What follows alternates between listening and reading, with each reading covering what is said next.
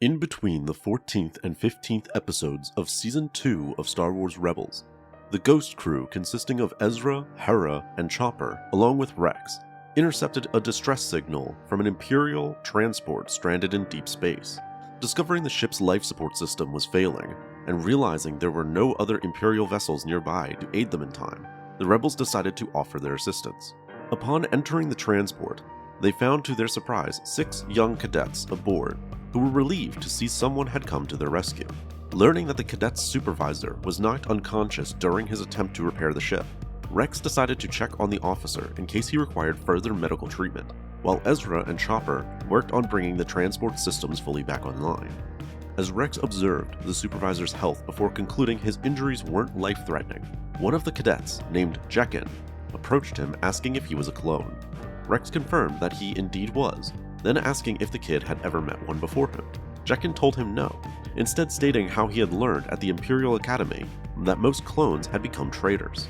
This revisionist history of the clones was likely done so the Empire could justify its disregard for them with little to no benefits for their service, while maintaining the illusion that the very same mistreatment wouldn't happen to the cadets as long as they remained loyal.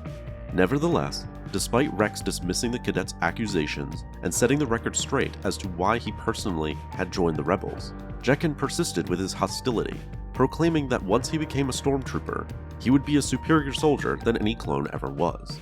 Hearing such a disrespectful insult towards his fellow brothers, Rex snapped at the cadet, telling Canon he needed to start thinking for himself and to stop believing everything the Empire told him, before making a subtle threat that he ought not to try anything foolish while he and his friends were being helped.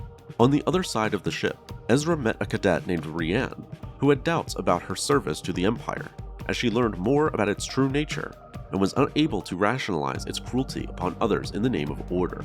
Having met others like her during his brief stint at the Academy, Ezra reaffirmed her feelings and told her she should trust her heart rather than be dictated by her fears. As the repairs to the transport neared completion, all 6 cadets met privately in their quarters to discuss what to do afterwards. Hoping to take advantage of the situation to impress their superiors, Canon proposed they ambush the rebels and take them as prisoners.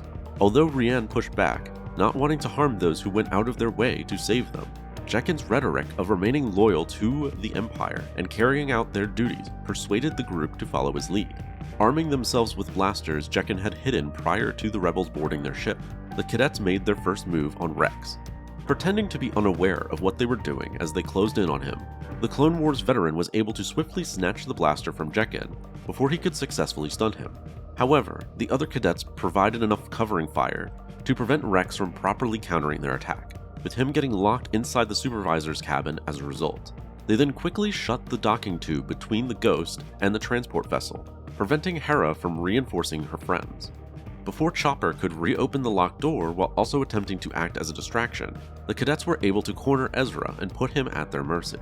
Believing Reann had led Ezra astray while they were focusing on the others, Canon handed her his blaster so she could get the honor of stunning the rebel. Hearing Ezra remind her what she said to him earlier, Reann hesitated before finally making her choice, turning the blaster on Canon and stunning him instead. Around that same time, Hera was able to slice her way back into the transport and stun the cadet who had initially closed her off. With the remaining cadets the ones caught off guard now, they immediately surrendered.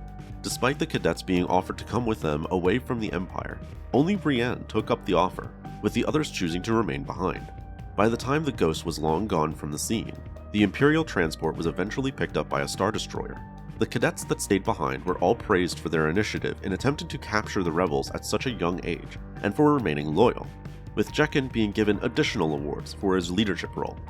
Reann, on the other hand, ended up joining the rebels. However, during her first real mission, she froze up several times during engagements with the Empire, unable to fire upon the stormtroopers attacking them, and ultimately fleeing from the battle on a speeder bike, later using the ongoing firefight as cover to steal a nearby Imperial shuttle to escape.